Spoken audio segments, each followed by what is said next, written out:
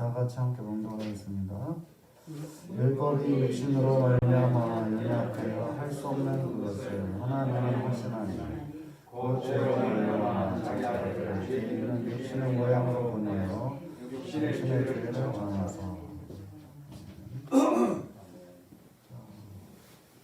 또 한 주일 동안 잘 지내신 걸로 믿고 또 이제 잘 주변에 분들하고 인사 한번 나누시죠. 앞뒤 또 옆에.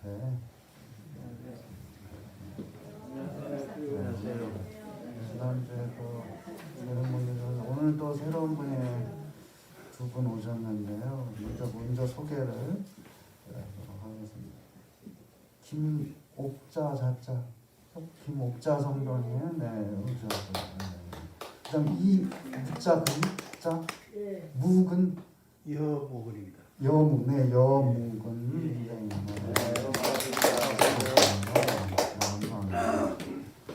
우리 저 한 분은 또 늦으셔가지고 지금 도착하셨습니다. 지난주에 또 오신 김형수 박상권 성도님 같이 오셨는데 감사합니다. 우리 오신 거 환영하고 또 계속해서 성도 교회 생활 잘 꾸려가시기를 바랍니다. 또 교회를 통해서 하나님의 은혜와 복이 함께 하시기를 축원합니다.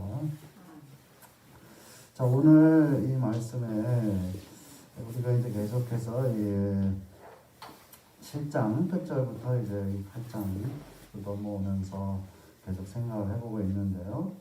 이 시작은 내 자신이 마음으로는 하나님의 법을 섬기지만은 또 육신으로는 죄의 법을 섬긴다. 그래서 이제 서로 다른 것을 두 부분으로 나눠 있는 그런 상태가 된다는 것이죠. 마음으로는 하나님 법을 섬기는데 육신으로는 죄의 법을 섬기고. 근데 만약에 그렇다면은 자기가 이제 두 가지로 나눠져 있는 이걸 이제 뭐 정신분열증 같이 그렇게 생각이 되고 이런 상태에 있게 되면은 자기에게 실망하게 되고 또 자기 자신을 미워하게 돼 있지만은 그리스도 예수 안에 있는 사람들에게는 정죄함이 없다. 그렇기 때문에 자기에게 실망하거나 자기를 미워하는 일 같은 것은 벌어지지 않는다라는 것이죠. 내 자신이 마음으로는 하나님의 법을 섬기고 있고 육신으로는 죄의 법을 섬기고 있다고 하는 것, 그 사실 아는 것이 무엇보다도 중요하다. 이게 핵심인 것이죠. 그 사실을 알게 되면은 정죄를 받지도 않고 자신을 자기 스스로 정죄하지도 않는다. 자기가 그런 상태에 있다는 것을 어떻게 아느냐? 그 율법이 있기 때문에 알 수가 있는 것이죠. 율법이 있기 때문에 어떤 기준이 있기 때문에 기준을 알고 있기 때문에 내가 죄인일 수밖에 없다는 사실을 분명히 알게 되는 것이죠. 근데 율법이 없다면 내가 죄를 짓고 있는 건지 하나님을 섬기고 있는 건지 이거 구분이 안 되는 것이죠. 그래서 자기가 하나님을 섬기지 않고 있는데도 율법이 없다면 하나님을 잘 섬기고 있다고 자부하게 되는 것이죠. 또 자기가 죄를 짓고 있는데도 율법이 없으면은 죄가 무엇인지 알지 못하기 때문에 죄를 지으면서도 죄를 짓고 있는지도 모르는 그런 상태에 있는 것이다.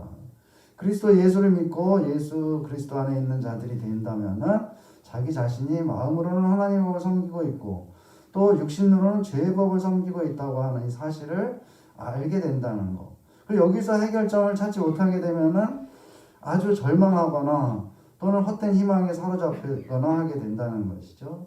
하지만 예수 안에 있는 자들은 예수 그리스도가 우리를 해방시켜 주시기 때문에 정죄에 이르지 않고 자유를 얻게 된다는 것이죠. 우리가 정죄에 이르지 않기 위해서는 근본적인 해결책이 필요한데 그런데 우리 인간은 이 세상에서는 육신 없이는 살 수가 없는 것이죠. 우리가 육신 없이 살 수 있는 사람이 있겠느냐. 그래서 지난주에 말씀드렸다시피 내가 생각을 하는데 내 생각은 육신과 별개로 있는 것 같지만 절대로 그렇지 않다. 자기의 생각은 자기 육신 안에 있는 것이죠. 육신과 함께 있는 것이에요. 내 생각은 나의 사고, 내 생각 이런 것들은 내 육신이 없으면은 사실 나는 존재할 수가 없는 것이죠. 이 세상에. 그만큼 육신 없이 살 수가 없는데 육신을 가진 인간은 죄의 법을 섬기게 돼 있고 그것은 또 어쩔 수가 없다. 이것이 이제 인간이 가진 굉장한 모순인 것이죠. 이 문제를 해결하기 위해서 하나님은 자기 아들을 보내셨다. 오늘 본문에 하나님의 아들 예수 그리스도를 죄 있는 육신의 모양으로 보내셨다는 것이죠. 죄의 법을 섬길 수밖에 없는 육신을 입고 이 세상에 예수님이 오셨다.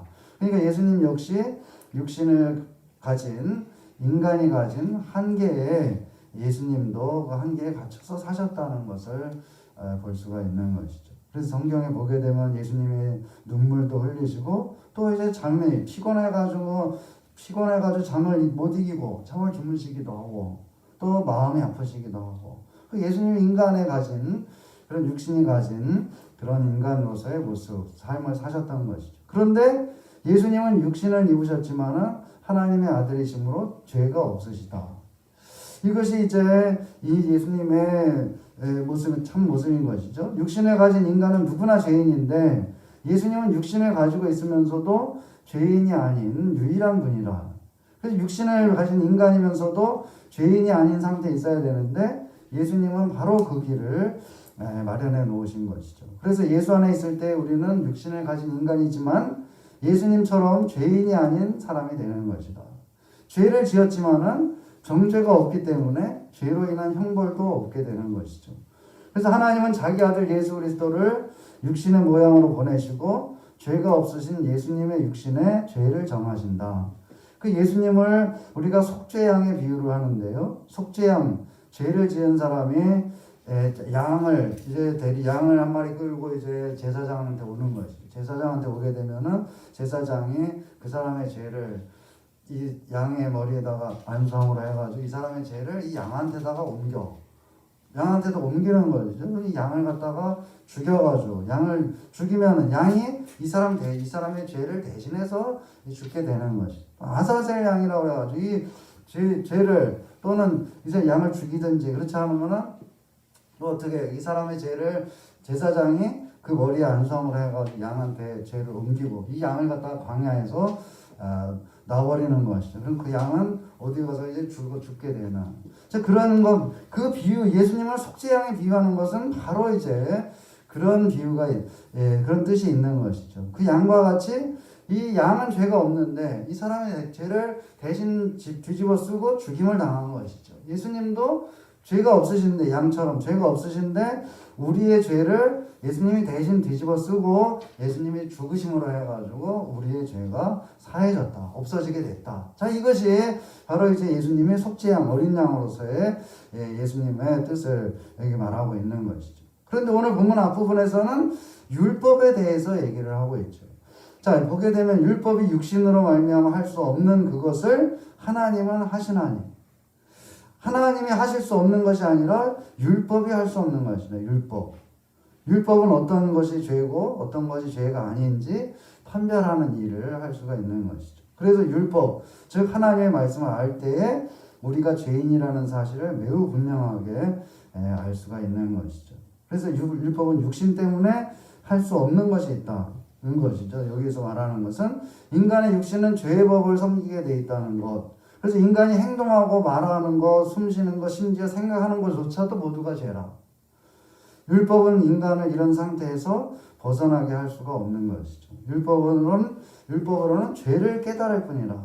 죄를 깨닫기만 하고 용서받지 못한다면은 사실 그것은 더 답답한 일이 아닐 수가 없는 거죠. 죄를 분명히 깨달았는데, 내가 죄인이라는 걸 깨달았는데 그것을 깨닫기만 하고 용서받을 길이 없다면 그건 굉장히 절망스러운 상황이 될 수밖에 없는 것이죠. 그래서 이 율법으로는 죄를 깨닫게 됐는데 죄를 깨닫기만 하고 그 다음으로 용서를 받고 더 앞으로 나아가야 되는데 그것은 율법은 그것을 할 수가 없게 돼 있다.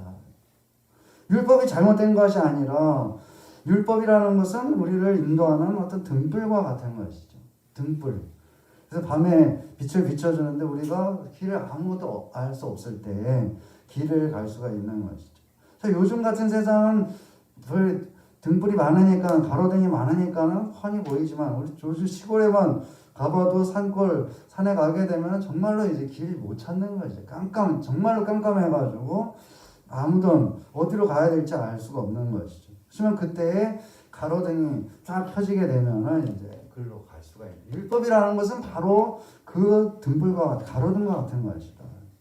그러면 율법을 없애버리면 될 것이 아니냐. 예수님은 말씀하시기를 내가 율법을 폐하러 온 것이 아니라 완전하게 하러 왔다고 말씀하시는 것이죠. 율법을 없애버리면 되는 것이 아니라 율법이 없으면 죄를 깨닫지도 못하고 자기가 죄인이라는 그런 사실도 알지 못하는 것이죠. 그리고 또한 가로등이 잘 세워져 있어가지고 그 길로 환하게 길을 밝혀주는 것이 율법과 같은 것이다. 그런데 우리가 육신을 가지고 죄를 짓고 살 수밖에 없기 때문에 그러면은 그 길로 갈 수가 없는 것이죠. 율법은 길을 환하게 비춰주고 있는데 거기로 갈 수 있는 자동차가 없는 것이랑 마찬가지다. 육신이 없다면은 즉 죄를 짓지 않을 수 없게 돼 있는 그 육신만 없다면은 율법이 밝혀주는 길을 따라서 갈 수 있을 텐데 육신이 있기 때문에 달려갈 수가 없는 것이죠. 길은 있는데 그걸로 갈 자동차가 없는 것, 그것이 육신을 가진 인간의 문제라. 그래서 율법이 죄를 깨닫게 하는 것은 율법의 첫 번째 기능이고 그 이후에 죄를 깨닫게 하는 것보다 훨씬 더 많은 일을 율법이 하는 것이죠. 율법, 즉 하나님의 말씀은 우리 그리스도인들을 끝까지 인도하는 그런 역할을 하는 것이죠. 그래서 가로등이 쭉 세워져 그 길로 달려가는 것이다. 그래서 그 율법이 필요 없다고 한다면은 그것은 어리석은 사람이 아닐 수가 없는 것이죠. 자, 죄를 깨닫게 하고 그 이후에 하나님의 뜻에 따라서 살아갈 수 있는 길을 율법이 보여주는 것이죠. 그래서 예수님은 율법이 제대로 일을 할 수 있도록 해주기 위해서 육신을 입고 이 세상에 오신 것이다. 율법의 길을 가로막고 있는 것이 육신인데 바로 그 육신의 죄가 정해지고 죽었기 때문에 육신이 가로막고 있던 율법의 길이 뚫리게 된 것이죠. 그래서 율법을 따라서 살아갈 때에 우리에게는 막힘이 없게 된다. 율법이라는 것은 우리를 자유롭게 해주는 시작점이 있고 그 이후에도 계속해서 우리와 함께 하면서 우리를 인도하는 것이죠. 그래서 율법을 통해서 죄를 깨닫고 그 이후에는 율법을 통해서 내가 나아갈 바를 알게 되는 것이다. 그래서 율법을 없애야 한다고 하는 것은 사실은 그리스도인으로서의 삶을 포기하는 것과 같은 것이다. 그래서 이제 이 율법주의가 문제인 것이죠. 그래서 너무 율법을 가지고서 강요를 하고 너 이렇게 해야 된다, 이렇게 해야 된다, 그것만 계속 얘기하다 보니까는 사람들이 율법이라면 아주 진절머리가 나오고 그 율법이라는 건 나를 속박하는 것이고 나를 강제하는 것이고 그런 생각들이 그런 선입관이 확 들어버린 것이죠. 그것은 너무도 성경을 잘못 이해했기 때문에 그런 일들이 벌어진 것이다. 율법을 통해서 죄를 깨닫고 그 이후에 율법을 통해서 율법이 가로등처럼 내 앞길을 밝혀주는 것이죠. 그 율법이 없다면은 나는 계속해서 앞으로 나아갈 수가 없는 것이죠. 문제는 우리가 바로 이제 그 육신이 내가 모든 것을 행하는 것이 죄가 되기 때문에 그것이 문제라. 근데 그 예수님께서 그 육신을 어린 양처럼 우리를 위해서 우리 죄를 대신 뒤집어 쓰고 죽으심으로 말미암아서 우리의 육신이 그 다른 육신이 됐다는 것을 얘기를 하고 있는 것이죠. 그래서 오늘 본문으로 다시 돌아가 보게 되면은 율법이 육신으로 말미암아 연약하여 할 수 없는 그것을 하나님은 하시나니 이렇게 얘기를 하고 있는 것이죠. 우리 율법이 연약하다. 여기에서 말하는 분명하게 율법이라는 것은 어떤 완고한 것도 아니고 율법이라는 것은 고집스럽게 강한 것도 아니고 연약한 것이다. 우리가 연약해서 육신으로는 죄의 법을 따르는 것과 마찬가지로 율법도 우리처럼 연약하다. 이 말은 율법이 우리 위에 군림하고 억압하고 규제하는 것이 아니다라는 것을 보여주는 것이죠. 율법은 우리와 더불어 함께 하면서 나아가는 것이다. 우리의 동반자와 같다. 주의 말씀은 내 발의 등이요 내 길의 빛이니이다 라고 시편 기자는 읊고 있는 것이죠. 율법이라는 것은 내가 밤길을 가는데 한 걸음 한 걸음 내디딜 수 있도록 빛을 비춰주고 가까운 곳을 볼 수 있게 해주고 먼 곳을 또 볼 수 있게 해주면서 나로 하여금 길을 잃지 않게 해주는 것이다. 그것이 바로 율법이라는 것. 이 율법이 없다면은 나 삶 자체가 어둠 속에서 헤맬 수밖에 없는 것이죠. 그래서 예수님은 그러면 여기 이 말씀에 따르면은 예수님은 십자가를 지고 죽으셨는데 이 세상에 하나님 보내셔가지고 십자가에 우리 죄를 대신 지시고 죽으셨는데 예수님의 그 육신이 죽음으로 해가지고 우리의 육신이 자유를 얻게 된 것이고 그것은 율법이 하나님의 말씀, 하나님의 율법이 제대로 작동할 수 있고 또 그 율법의 길을 따라서 갈 수 있도록 우리에게 길을 열어주신 것이다 라고 여기에 표현하고 있는 것이죠.